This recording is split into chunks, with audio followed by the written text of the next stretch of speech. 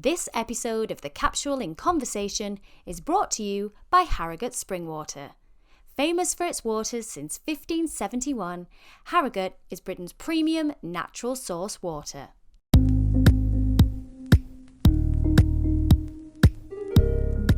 Hello everyone, welcome back to the Capsule in Conversation. I'm Natalie Anderson and today I'm joined by author and psychologist Suzy Reading to talk managing change, maintaining positive mental health and muddling through. So sit back, relax and get ready to join in with our conversation.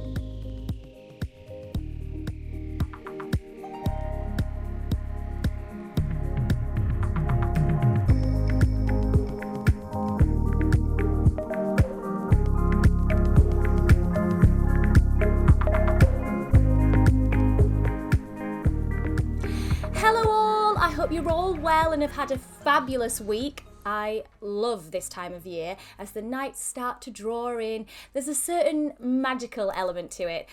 Come on, hands up who's already started lighting the candles at tea time. Me. It's a time for snuggling up and taking good care of ourselves after the excess of the summer. And this series, more than ever, we are delving into our Wellbeing toolkit. And so it gives me great pleasure to welcome one of my favourite voices in the wellness and self-care space, the brilliant Suzy Reading. Hi, Suzy. Hi, Natalie. Thank you so much for having me. Oh, I'm so thrilled that you're with me. Honestly, I absolutely love everything that you do. And you have such a fabulous way that is so calming and so supportive. I think everything that I watch you do, everything on your Instagram and your amazing books and just all of the work that you do is so inspiring, but it comes from a place of just, it feels like real compassion, like that you have that. And, is that purposeful or is that just the way that you are? Oh, do you know what? Everything that I've learnt, everything that I talk about, hands on heart, I can say, I've learnt it the hard way. Yeah. And all of my posts on Instagram, they're all a little note to self. And, if that can lighten someone's load or it can help someone else process how they're feeling, then that's an amazing thing. But, we're all just walking each other home at the end of the day, aren't we, Natalie? Absolutely. And you know what? And the work that you do, I mean, it's taken you to some incredible places. I mean, you are the resident psychologist of one of my favorite brands, Neom, which I absolutely love, but also, as I said, you're an author. You've written 5 or 6 now, is it? 6 highly acclaimed, successful self-care books, which are absolutely brilliant. And this is all alongside, your private practice in counselling, stress management and yoga. And all together, as you said, we're just trying to walk each other home. It's so hard. It's a tough world out there, isn't it? It is. And so much of what I've learned has come by virtue of just life experience. Yes, I've got the qualifications of psychology and yoga, and I worked as a personal trainer for a decade. But it was my life experience of becoming a mum at the same time as losing my dad that really set me on this path. And I'm really passionate about empowering people with those same life-giving, nourishing skills. And as you just mentioned there, you've been very candid as well about the fact that, you became a mum and you did suffer postnatal depression as well at that same time that your dad was very ill. And I mean, I can't even comprehend what that must have been like, because I have not experienced postnatal depression, but from my friends that have, they've said that it's a very terrifying experience. And then that combined with an ill parent, what at that time, not knowing what you know now, what were your coping mechanisms, if any? That's a great question. Because if you look at my career up until that point, it was very firmly focused on well-being, right? I was steeped in well-being. And it's not like I didn't have nourishing resources. But what I learned from that experience was that, and I think this is something that resonates really broadly for people when they're in the midst of a tough time, is that the things that we would normally do to keep ourselves going, to top ourselves up, they so often become completely inaccessible to us in those chapters of squeeze, whether it's stress, anxiety, burnout, loss, or just change, even positive change. It doesn't even necessarily need to be change that we don't want. It can be change that we've carefully selected and worked really hard for, like getting a promotion or moving house or moving countries. The fact is, it can be really hard to nourish ourselves in that time because we don't have maybe the same time, or we don't have the same energy, or we don't have the same physical space. You know, look at what we've just weathered in the last 18 months.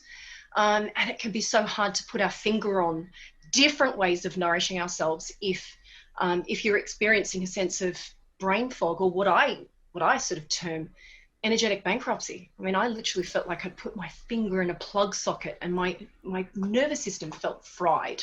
In that space, even if you know it's really important to take care of yourself, you might be thinking, oh my gosh, well, I'm not going to go for that run on the beach. That I can't do that right now. I can't just go and have a coffee with a friend. How on earth am I meant to look after myself? And really, that's the question that I've probably spent, well, my daughter's 11 now. So I've spent over the last decade fine-tuning that toolkit that will make self-care accessible to everyone when they need it the most. Because this is the thing, what people then tend to do is they turn to unhealthy habits, then they turn to the extra glass of wine, or then they turn to, you know, the cheeky cigarette, or then they turn to staying up all night to try and get everything done, you know, and that actually, that then contributes to the bigger problem. And it's making sure that people try so hard, even though it's so easily done, don't succumb to that glass of wine. And how you know, not that there's anything wrong with that, but if you are going through a difficult time, it's not the answer, because it will take you to a darker place, which then is so much harder to get out of, isn't it? Yeah, I think that's so insightful, and you're spot on. You know, in times of challenge, that's when we habitually start to turn to these crutches. And I think even just having this conversation will help people understand that there is a difference between a crutch and self-care. And neither of us are saying, let's live a life devoid of caffeine and Netflix, right? We're not saying that. But if you are turning to these things for comfort and support, you know, let's name them. We've got caffeine in the morning to get us going, screens and social media to sort of numb us or distract us from our feelings, online shopping for a feel-good hit, alcohol in the evening to calm us down. If we're habitually and solely turning to these things, all of these things have an energetic tax. And yes, they might help us cope in the moment, but all of them will make tomorrow harder. And if life is already hard, the last thing we need to be doing is adding to our burden. So I think what we need to do is, it's not about saying, well, don't do that and do nothing in its place. There is a need. That need needs to be met, but can we meet it with something that's nourishing and life-giving? And here the distinction is, a crutch will help you cope in the moment. Self-care also helps you cope in the moment, but it also lovingly tends to the person that you are becoming, and that is what helps make tomorrow easier as well. I often refer to it as romancing yourself.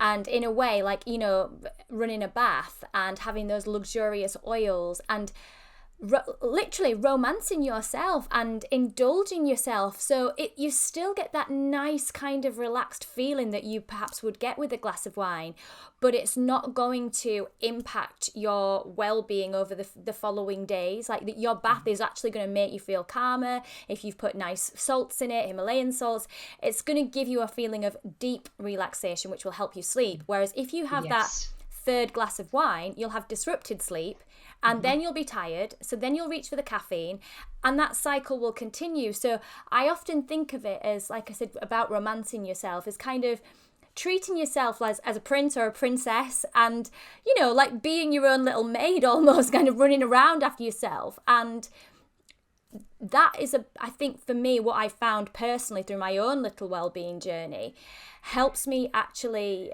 perform better in the following days rather than being on the back foot. Absolutely. And what you said there is so simply done. Yeah, it can be woven into just our everyday life by just extending a little tenderness towards ourselves, right? So even as simply as when you're washing your hands, actually feel the sensation of the water. Notice the scent of whatever product it is that you're using. How you dress yourself. Can you choose a garment that has either a color or a texture that feels resonant to you? So it's like we're just wrapping ourselves up in care. So it doesn't have to be something extra. It doesn't have to be something that's time consuming. It can be in these really simple gestures. If we can just imbue them with a little bit of tenderness and gentleness, honestly, it can make all the difference, can't it? Absolutely. And you and I have talked about this before, about self-parenting. And I think that really that's so much of what it comes down to. You've got to parent yourself just as you would with a child. Say it's too late now, you need to go to bed, or you need to have a bath, or you need to eat well. You've got to take that responsibility of parenting yourself. And particularly if you're a person that maybe perhaps had a difficult relationship with your parents, it's learning to give yourself that love and give yourself kind of that big cuddle that perhaps you didn't receive at some point. We just put a quote about it on the Capsule just recently, that an Oprah Winfrey quote about being fearless enough to give yourself the love that you didn't receive.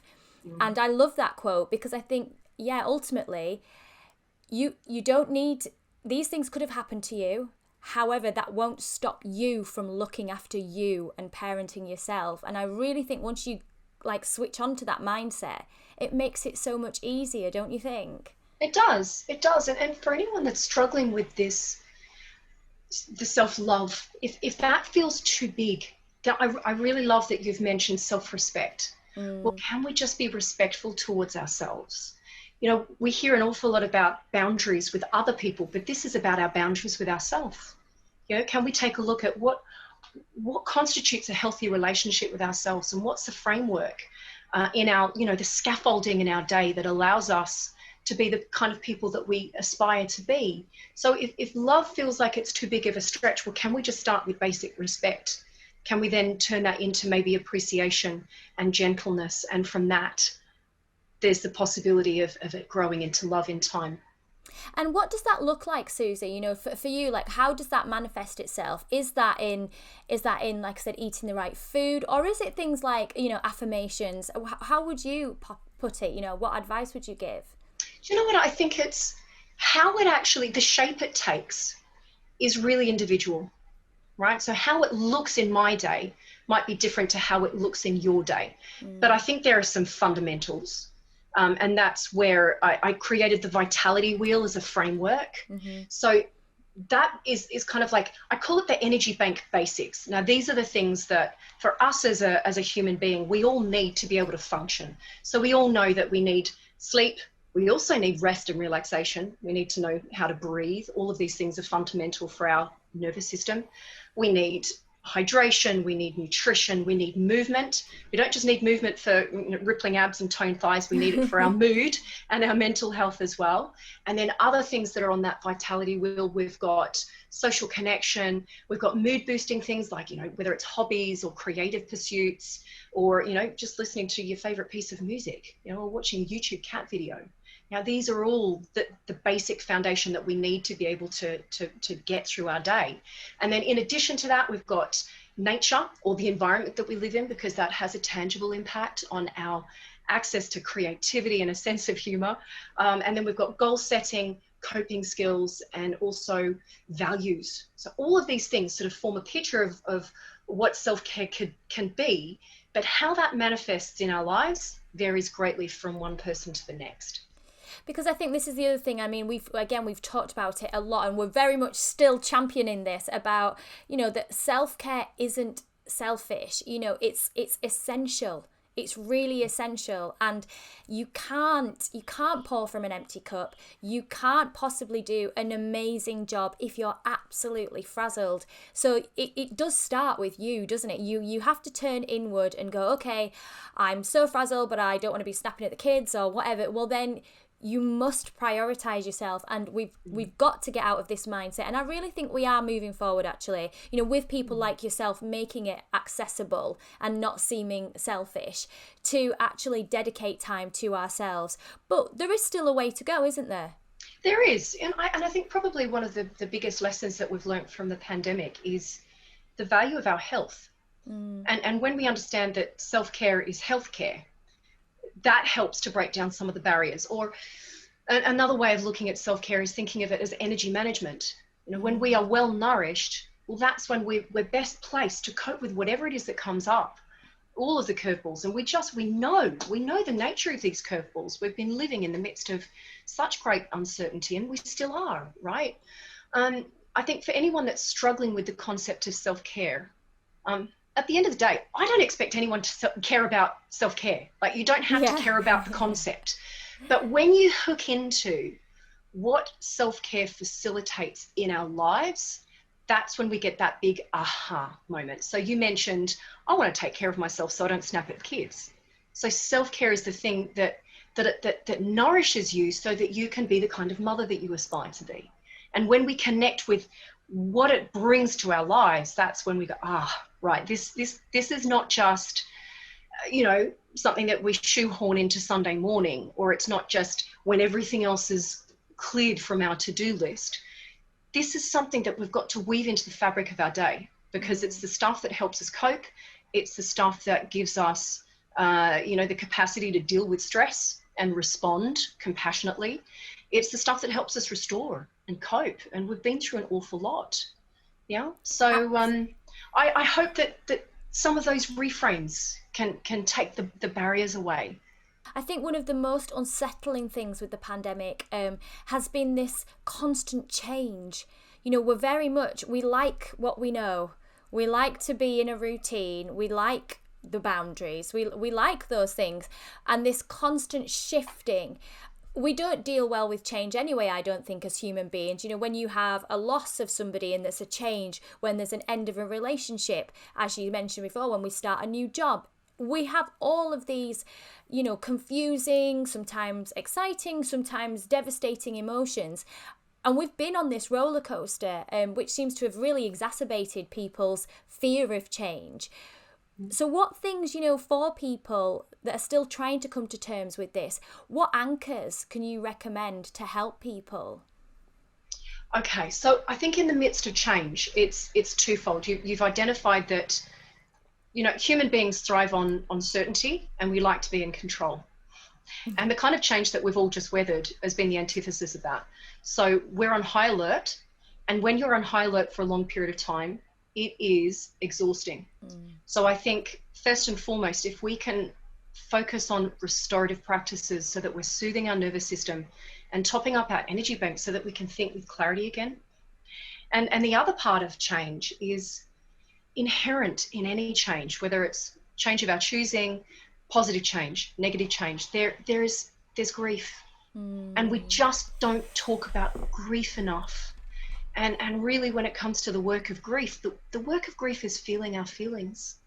So that is giving us time and space to identify our feelings, to just let them percolate, to bear witness. And sometimes that's going to be just sitting with them and feeling them, let them move through us. Sometimes we're going to need external validation. We need to be heard and understood and cared for. But that's why change is so hard, because inherently there's grief. And it's in the context of what we've all experienced globally, which is really frazzling for our minds and bodies. I mean, even you just saying that, literally my eyes have just started filling up. And I'm like, I don't know why. I literally was just thinking, oh my goodness, this wave of emotions just literally come over me. And I think it's what you said about, we tend to store grief in very deep places, right within our kind of chest and stomach areas. We store it there, and we don't really talk about it that often. And, we don't kind of sit and mull over it. It's almost expected of us to kind of move on. So even just you saying, acknowledge the grief and acknowledge those feelings and sit with them, for whatever reason, then that just made me really fill up. And if anyone's listening to this conversation and that's given you the same kind of reaction, I do think it's because we bury it so deeply. And, with the work that you do you see that quite often? Yeah, absolutely. And you know what? I think the single most healing thing that I've ever experienced as a human being was my postnatal depression counsellor saying to me, of course you feel as you do. Any human being would feel that way. And it was just this, it just felt like a profound release. And it felt like I was in a safe place where I could express myself. But just to be told, yeah, of course. Oh my goodness. Okay. So that's what I endeavor to do in my work, validating how people feel, but also being a container so I can be a safe place and hold that, but also empowering people to know what to do with their emotions, because it can be really difficult. Like, this wasn't modeled for us growing up. I have so many people saying, okay, now I'm feeling stuff. Well, what do we do with it? Well, that's where we need this soothing toolkit, and whether it's using gentle touch or massage or gentle stretching, or being with nature, just feeling the sunlight on your skin, or watching the moving canopy of trees or the cloudscape, or breath work. These are the ways that we can move through our emotions in a healthy way and release their energetic charge, because they have an energetic charge, don't they? If you stifle a laugh, or if you hold back a tear, it's not like that energy just disappears. It gets held in the body. So I love that you mentioned the chest and the abdomen. I think the other place where we hold it is the jaw. Yeah. So if we can involve practices that creates a softening there, that can be really, really helpful. And as you said, about movement, this is something I've learned through the podcast, actually, and like the lives that I've done with various experts about that transition of energy, that flow of energy, because 9 times out of 10, when you're producing a lot of adrenaline, which people who are highly anxious do, and I've suffered with it terribly for a lot of my life, and it's that to the point where you can't breathe, you can't catch your breath, your chest feels so tight. And someone said to me, yeah, you just need to get up and move, like dance it out almost, because it's just the transference of energy. And when I was told that, it really made sense. And now that is kind of my go-to, is if that anxiety is there and that build up of adrenaline and fizzy energy, I either try and run, or I try and dance in the kitchen like a crazy person, but it works because we move the energy out. And I think that's the thing, isn't it? It's understanding probably the science behind it as well as the emotion. Yeah. And if anyone's thinking, oh my God, but I haven't got the energy. I haven't got the energy to dance it out. Well, it can be so simply done. Literally just shake your hands, like flick it off your hands. And for anyone else that's experienced, we've mentioned the breath, but sometimes I love that you called it fizzy energy. That is the perfect descriptor.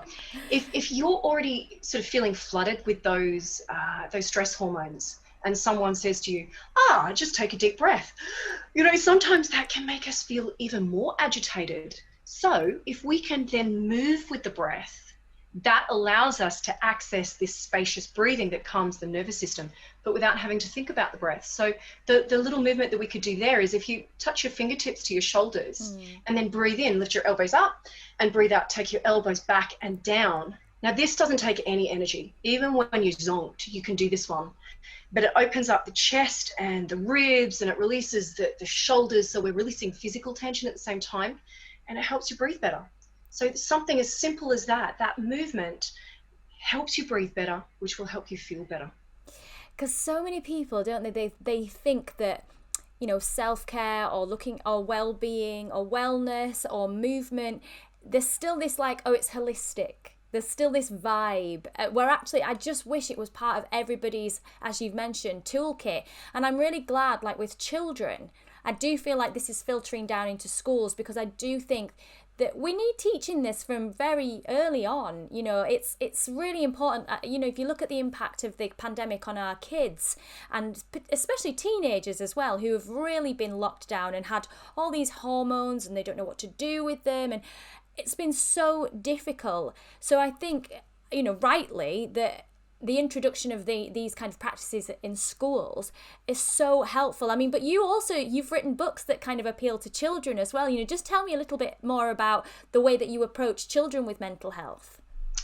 It's very, very similar concepts, because the fact is we all have a brain that thinks, and we have feelings that we have to navigate, and we've got pressure points in our day. So essentially it's the same toolkit.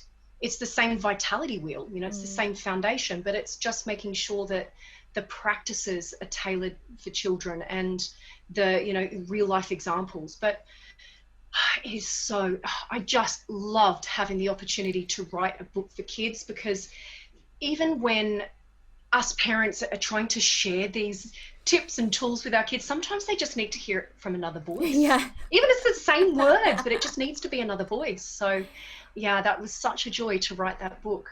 That was actually written in response because my daughter wanted to read Self-Care Revolution, and I talk an awful lot about my transition to motherhood, and I'm like, sweetie, you can't read that one yet. I've got to get an opportunity to write for you, and that was just such a joy, because kids just want to own it for themselves. They don't want it always to be spoon-fed from their parents. So having a resource that they can kind of squirrel away and build their own toolkit from, I think is really powerful. And in that book, I wanted to make it clear that this is just stuff that we do to navigate our day, right? We brush our teeth.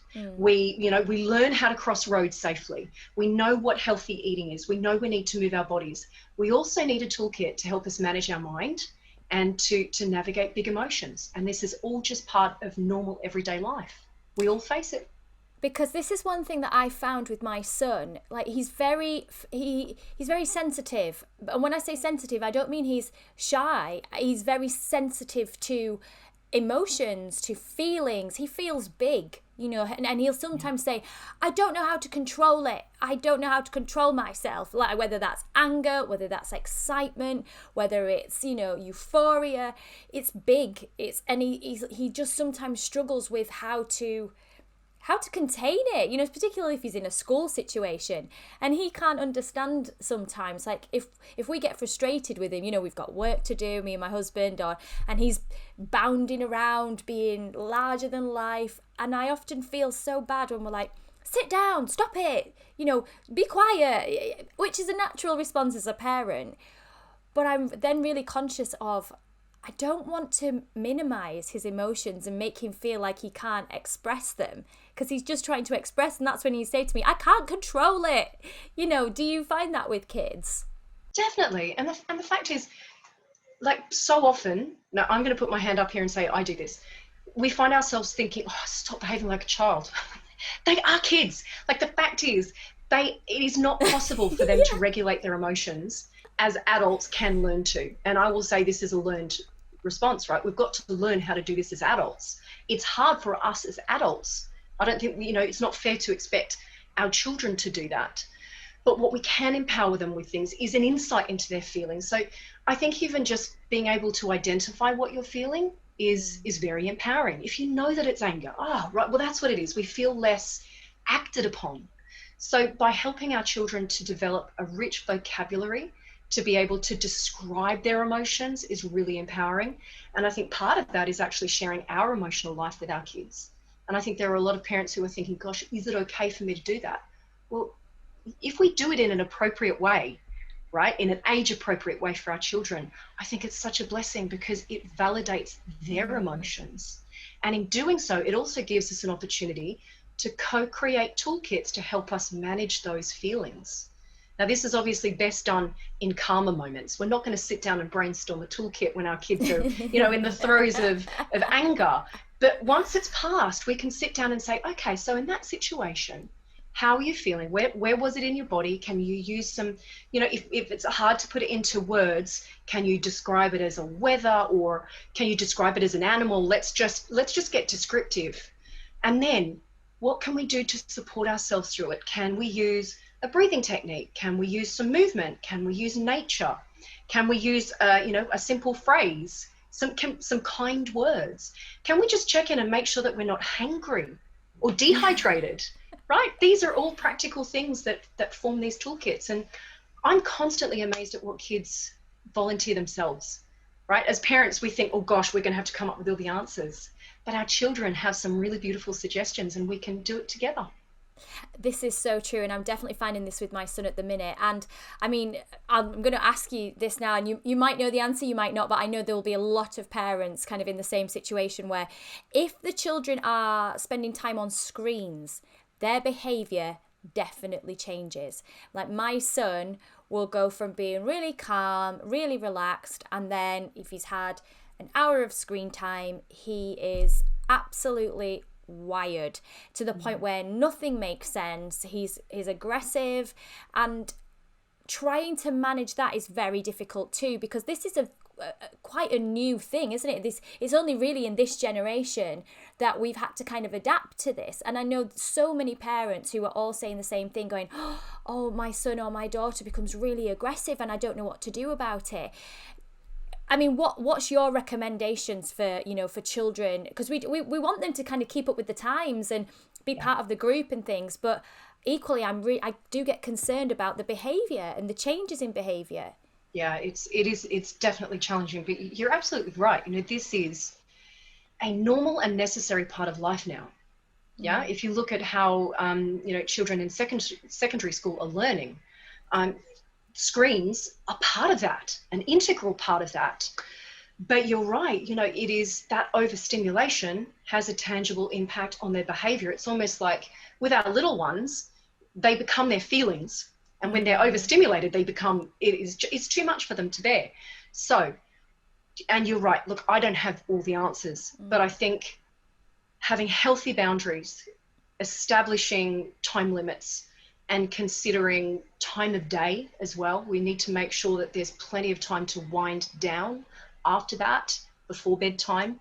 But we've got to take a look at what this facilitates in our children's lives. I can remember coming home from school as a kid and we'd pick up the phone, the physical phone, Yeah. And we'd spend hours on the phone, and that was normal, and that's how we'd connect. Kids don't do that anymore. We don't even have landlines, right? So they connect via WhatsApp, they connect via their games.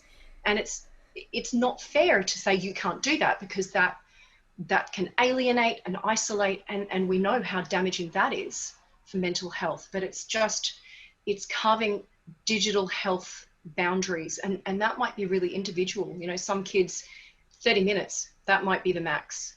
And I think it's also, we've got to pay attention to what we sacrifice if there's lots of time being consumed by screens.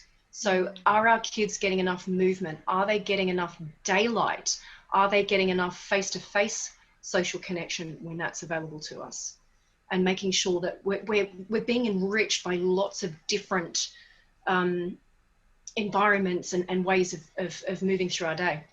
Because as well, the other thing is that I think is worrying is it becoming learned behaviour, because we as adults are spending so much time on screens that the children, their excuses are, well, you're doing that, and it's kind of like you haven't got a leg to stand on. So we have to take some responsibility as well on ourselves, don't we, and say, right, okay, I need to set a really good example and move and, put it down and turn the computer off. Yes, we've got to unplug. We've got to take a look at our digital addictions. They are literally, it's like a digital pacifier, isn't it? Yeah. If you've got nothing to do, just pick it up. There's always something to be done. So absolutely, we've got to look at the behavior that we're modeling. And I think sometimes having family contracts can be really useful, where there'll be times where it's like, no, all the devices are going to be put somewhere else. We're coming together. We're going to connect with the here and now. Yeah, but not one rule for you and one rule for me. I think that creates conflict, doesn't it? It does. It gives mixed messages. Moving through the pandemic, intimacy is quite a big factor. Do we hug? Do we not hug? Do we touch? Should we touch? Are we allowed to touch? And then we're not allowed to touch. But then also it's caused quite a fracture between people. I mean, I'll be absolutely brutally honest. When we were officially allowed to hug, I still didn't hug my mum initially, and it was really odd. And I could tell she was really disappointed, but I just felt so removed, not mentally removed from her, just physically removed. And, how do we navigate that and bringing us back to being close and having that intimacy, whether that's with a partner, a friend, grandparents? What's your advice for, moving forward? When you think of the messaging that we've received, effectively we were told, stay at home to stay safe. If you do go out, don't touch anything and stay away from people. Right? We needed to do that to be safe. Like that, it was strong. It was strong messaging. And I guess it had to be to get us all on board. It's going to take a long time to dial down that feeling of high alert, isn't it? And I think our comfort zone is determined by what we do on a regular basis. So for the last 18 months, you know, life contracted. Even normal things don't feel familiar anymore, right? So we need to give ourselves time and just little by little, you know, reclaim a more fuller expression of life and intimacy and connection. But you're right, you know, what one person feels comfortable and safe with might be really different to what someone else feels comfortable and safe with. So I think going gently and being compassionate and also saying out loud what we feel okay with, I think that's really important. To move forward, to be, and I think as well is respecting other people's boundaries, is, you know, not, I've seen it happen. I've seen people kind of go, oh, are we hugging? And you can see the other person going, dying because they're not ready to, but they'll do it to pacify somebody else. And there's no judgment there, don't get me wrong, on anybody. And that's what's been very difficult, because I've seen relationships fracture over something that's been imposed and not something that is, you know, I would always hug my mum. I love my mum to bits, but you can feel that slight fracturing of relationships. And just as you say, being kind and respecting other people's boundaries and your own as well. You know, going back to what we said with the self-care, with having your attitude to self-care is setting your own boundaries, and that's all right. Yeah. I think too, when you look at the nature of how we've been able to interact, so in terms of different family units, you know, there might be some siblings that was able to bubble up with parents and others that weren't. And so that the ones that were able to meet on a regular basis, they've had a sense of currency and consistency. And of course that deepens bonds. And then you've got other siblings who maybe you haven't been privy to that. So there are so many different variables in there where maybe people are feeling left out, or maybe people who have been doing the caregiving are feeling like overburdened. And when you look at the impact that has on the family unit, it's really big. So I think this is yet again another source of grief, another source of another reason that we've got to cultivate this ability to let go, and it's hard, isn't it? It is. I think one thing that I've learned definitely in the last year and a half, well, actually since I started this podcast, was about change, and that if you're changing, you're growing, because inevitably change brings growth. And even, you know, finding the comfort in the discomfort. These are two things that I've really had to learn to appreciate and really take to heart, so that when these tough times do happen, that actually I can see an end, or I can, not an end necessarily, but I can see a way through, and I can understand the process, that actually it's not A and B, it's not black and white, it's a process. And if you can consider that into your head, it might help you kind of navigate it. I mean, your book, you know, Self-Care for Tough Times, which you released like in this, when we needed it the most kind of thing. I suppose there's a lot of that kind of thought process in the book as well, isn't there?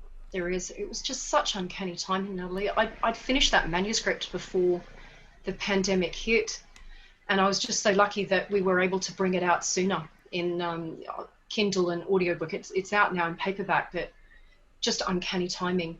Absolutely. We all need a soothing toolkit, don't we? We do, absolutely. I mean, speaking of which, you know, as I mentioned earlier, you are, you know, part of the Neom family, which is an amazing family to be part of. I mean, how did that collaboration come about? My goodness, Neom contacted me. I think they found me through social media. It was crazy timing. My son was about 3 weeks old, and I just settled my firstborn into school. It was such a period of change, and I looked at this email and went, I can't do this now. This is too big. This is scary. I can't string two words together, let alone, you know, do it publicly. And I sat on it for a couple of weeks, and then I thought, I can't pass up this opportunity. And it's been such a fruitful partnership. And I think through working with Nicola, the founder, I've really learned how, you know, scent is mood alchemy. And these tiny little micro moments where we can, like we were saying before, weave them into your day, and it helps you manage your energy levels so that you can respond, spaciously. A lot of it came from that partnership. We had Nicola on the podcast on the first series, and it's still to this day, it's one of my most favourite podcasts. And the living at 70%, which even now I still go, oh my God, that changed my life, that did, having that 70% mantra and dropping a few balls. And I was like, this was so alien to me a couple of years ago. I would have just said, what? You need to work 110% all the time. But speaking to her and, listening to that mindset, and how actually by being more sloth-like, I think is how she described it, then you can actually have more mental energy to get better ideas through the finish line. And it really does, there's definitely something in that, 100%. She's built this incredible business, and there's got to be something in it. And obviously, as she said, the mixing of the fragrances. I was reading Coco Chanel. I did something recently on Coco Chanel, and she was saying about how sense is the one sense that will bring the water back to your eyes. And it basically, what she was saying was, you can walk into a room and it will straight away evoke so much passion or so much feeling from you. You'd want to cry straight away. You could see something, but you wouldn't necessarily want to cry. Whereas if you smell something, and I went into a shop that was a fireplace shop. My granddad used to have a coal fire in the old, back in the late 80s. And I went into this shop and immediately, again, filled up in tears, was like, oh, it smells like my granddad. And it's like what you say, with sense, those sensory elements, bringing them into our daily life can really help us, can't they? They can indeed. And I love that, some scents will lift us up, others will focus us, some will calm us down. So there's a different tonic for every moment. Absolutely. And now, so just before we wrap up this series, I am asking all of my guests, what would be the one thing that you would add into our Wellbeing capsule? And it can be a product or a practice, but it comes highly recommended by you. Okay. I think in context of what we've been talking today about navigating change and navigating grief, it would be a practice where if we rub the hands together to create a little bit of warmth, and then place your hands across your heart and feel that sense of warmth penetrating our chest. And if we can just extend some kind words to ourselves, it could be as simple as, I give myself permission to feel as I do. I make space for my feelings, or I can be here for myself. And that can make all the difference in our day, can't it, Natalie? Oh, I love that, Suzy. I love that. So there you go, everybody. That is Suzy's highly recommended practice for our Wellbeing capsule. Suzy, it has been absolutely fabulous to have you with me today. Thank you so much for joining me. Thank you so much for having me, Natalie. It's such a joy to come together and to talk about these things. And I hope people feel inspired and uplifted with lots of new things to try. Absolutely. I hope you guys at home have found our conversation helpful. And obviously, if you'd like to find out more about Suzy's work and brilliant books, then please head over to her website at www.suzyreading.co.uk, or you can find her at Instagram at Suzy Reading.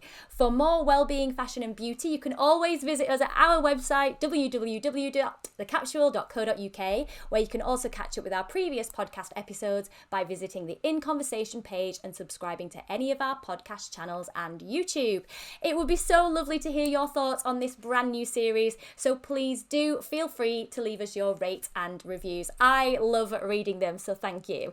If you're a social butterfly, you can also catch us on Instagram and Facebook at Official Capsule. I will be back next week with another extra special guest and conversation of inspiration, but today all that's left for us to say is goodbye. So it's goodbye from Suzy. Bye. And goodbye from me. This episode of The Capsule in Conversation was brought to you by Harrogate Spring Water.